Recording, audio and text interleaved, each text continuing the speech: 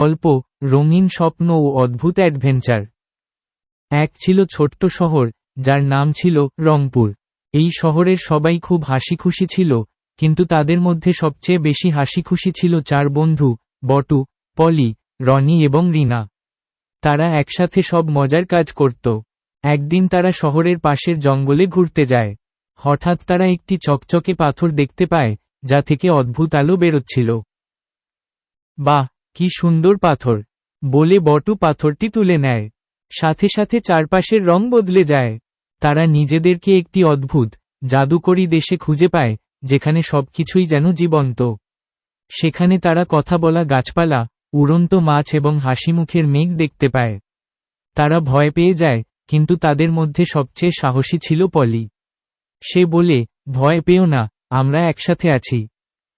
তারা সেই জাদুকরী দেশ ঘুরে দেখতে শুরু করে। তারা একটি গাছের কাছে যায়, যেখানে একটি বুদ্ধিমান প্যাঁচা তাদের বলে যে এই জাদুকরী রাজ্যটিকে আবার আগের মতো করতে হলে তাদের একটি হারিয়ে যাওয়া, রঙিন রত্ন খুঁজে বের করতে হবে। এই রত্নটি একটি শয়তান, ধূসর, ল্যাভেন্ডার রাজ্য থেকে চুরি করে নিয়ে গেছে। তাদের যাত্রা শুরু হয়। পথে তাদের অনেক বাধা আসে। কখনো তারা একটি ধাঁধা সমাধান করে, আবার কখনো তারা একটি বিশাল নদীর উপর দিয়ে উড়ে যায়।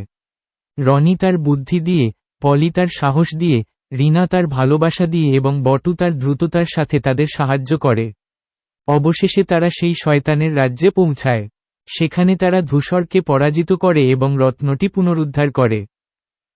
রত্নটি ফিরিয়ে দেওয়ার সাথে সাথে জাদুকরী রাজ্যটি আবার তার আগের রং ফিরে পায়। তারা বুঝতে পারে যে তাদের বন্ধুত্ব এবং একে অপরের প্রতি বিশ্বাসী ছিল আসল জাদু। তারা তাদের নিজেদের শহরে ফিরে আসে, কিন্তু তাদের মনে সেই অ্যাডভেঞ্চারের স্মৃতি চিরকালের জন্য থেকে যায়। তারা বুঝতে পারে যে তারা যতই বড় হোক না কেন, তাদের বন্ধুত্ব কখনো শেষ হবে না।